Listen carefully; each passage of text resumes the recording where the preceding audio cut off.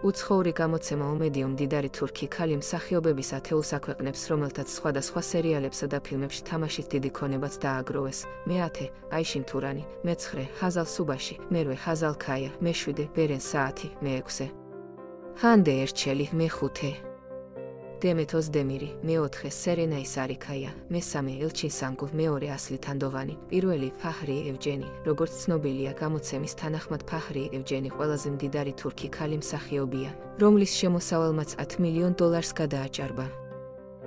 Tredi.com ქართული სოციალური ქსელი.